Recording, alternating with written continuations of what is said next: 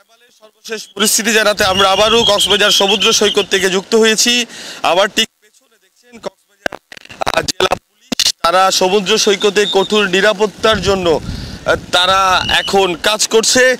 একটু আগে আমরা সৈকতের বালিয়াড়ি থেকে শুরু করে আমরা লক্ষ্য করেছি মানুষজন এদিক ওদিক ঘোরাফেরা করছে, তারা যাতে নিরাপদ স্থানে চলে যায় সেজন্য পুলিশ এখন কঠোর অবস্থানে আছে। ইতিমধ্যে সমিতি পাড়া থেকে শুরু করে বেশ কয়েকটি জায়গা এখন প্লাবিত হয়েছে, অর্থাৎ পানি ভেতরে ঢুকে পড়েছে, তাদেরকে নিরাপদ আশ্রয় কেন্দ্রে সরিয়ে নেওয়া হয়েছে। আমরা সেই দৃশ্যই দেখছি। একটু আগে আমরা দেখেছি যে ভলেন্টিয়াররা কাজ করছে, তারা মানুষ যাতে সরে যায়, নিরাপদ জায়গায় সরে যায়, তারা সেটির জন্য কাজ করছে। আমরা যে কক্সবাজার সদর মডেল থানার যিনি ভারপ্রাপ্ত কর্মকর্তা আছে রকিবুল শাকিলকেও দেখছি, তাদের নেতৃত্বে এখানে পুলিশ সমুদ্র সৈকতে টহল জোরদার করেছে যাতে মানুষ এখান দিয়ে সরে যায়। আমরা এর আগেও দেখেছি পুলিশ এখানে টহল দিয়েছে এবং সমুদ্র সৈকত দেখাই একটু আপনাদের, সাথে সাথে সমুদ্র সৈকতের পানি একদম বেড়ে গেছে, অর্থাৎ বৃষ্টি হচ্ছে সমুদ্র সৈকতে। আমরা চলতি পথে আমরা যে সদর মডেল থানার যিনি ভারপ্রাপ্ত কর্মকর্তা আছে রকিবুজ্জামান, তার সাথেও একটু কথা বলবো আমরা এবং তার সাথেও একটু কথা বলবো। আপনারা দেখছেন যারা সমুদ্র সৈকতের বালিয়াড়িতে ঘোরাফেরা করছে তাদেরকে বাঁশি দিয়ে তাদেরকে এখানে সরিয়ে নেওয়া হচ্ছে।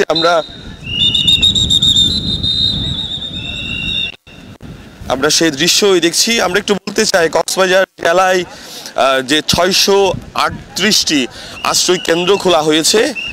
আমরা যে সমিতি পাড়া একটু আগে আমরা দেখাচ্ছিলাম, সমিতি পাড়ায় যে জোয়ারের পানি ঢুকে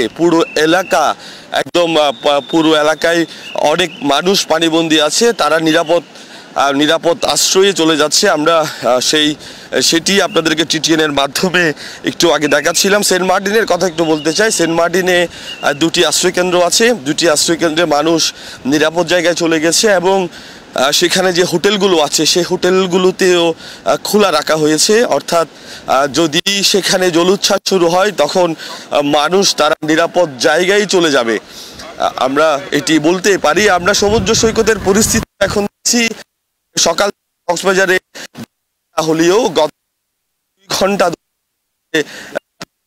হচ্ছে। যোগাযোগ মাধ্যমে সাথেও কথা বলেছি, জোরের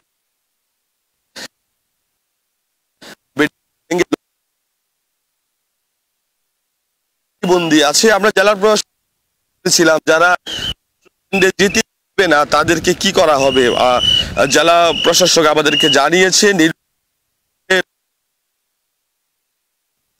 ইতিমধ্যে কাজ করছে যাতে মানুষ আশ্রয় কেন্দ্রে চলে যায়। আমাদেরকে সেটি জানিয়েছে এবং গতকালকে শহীদ এটিএম জাফর আলম সম্মেলন কক্ষে একটি যে দুর্যোগ মোকাবেলার জন্য একটি মিটিং হয়েছে, যেখানে আমাদেরকে শাহিন ইমরান জানিয়েছে যে 638টি আশ্রয়কেন্দ্র প্রস্তুত রাখা হয়েছে এবং এখন ইতিমধ্যে খুলে দেওয়া হয়েছে, মানুষ যেতে শুরু করেছে। এছাড়া 8600 স্বেচ্ছাসেবক এবং 2200 সিপিপি প্রস্তুত রাখা হয়েছে, তারাও এখন ইতিমধ্যে কাজ করছে। কক্সবাজারে যেসব পাহাড়ি এলাকা আছে, পাহাড়ি এলাকা থেকে তাদেরকে সরিয়ে নেওয়ার জন্য তারা কাজ করছে এবং দুর্যোগ মোকাবেলায় জেলা প্রশাসনের প্রস্তুতি ইতিমধ্যে তারা সম্পূর্ণ করেছে, যা প্রক্রিয়া চলছে এবং জেলা প্রশাসনের কাছে 486 মেট্রিক টন চাল ইতিমধ্যে মজুত রয়েছে, আমরা এটি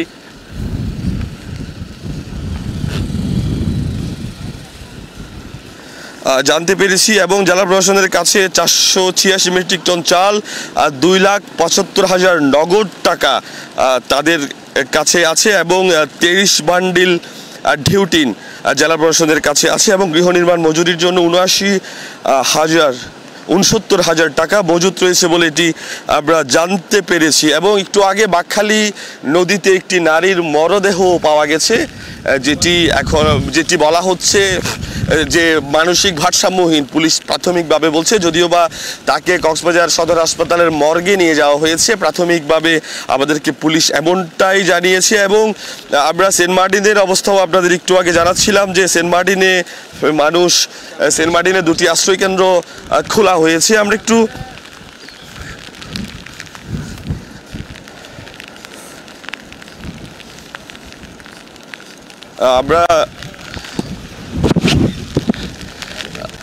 জেলা পুলিশ তারা কাজ করছে। আমরা একটু এখানে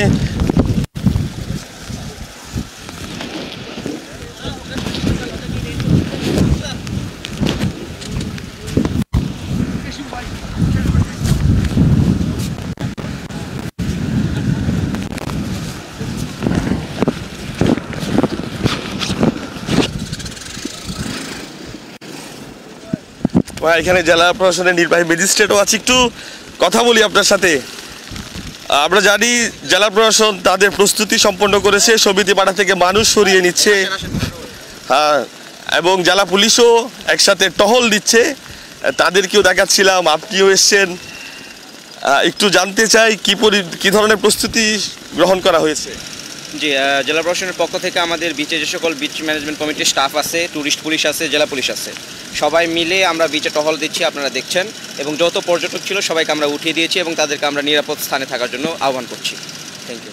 ধন্যবাদ। আমরা কথা বলছিলাম, নির্বাহী ম্যাজিস্ট্রেট আছে, তার সাথে